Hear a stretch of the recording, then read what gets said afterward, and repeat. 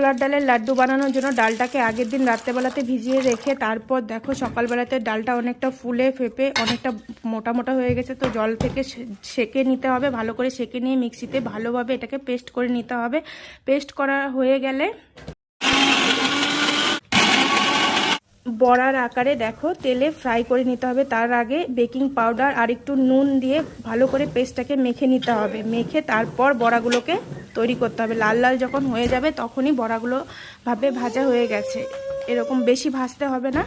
তো দেখো আমার সমস্ত বড়া ভাজা কমপ্লিট। এখন এই বড়াগুলোকে মিক্সিতে আবার পেস্ট করে নিতে হবে একটু দানা দানা রেখে। তারপর 1 বাটি চিনি, আধা বাটি জল দিয়ে দুটো তিনটে এলাচ ফাটিয়ে দিয়েছি। তারপর দেখো লাড্ডু বানানোর জন্য গুঁড়োগুলো দিয়ে দিলাম। তো তারপর অনবরত নাড়তে হবে, না তো নিচে লেগে যাবে, আর লেগে গেলে কিন্তু ভালো হবে না।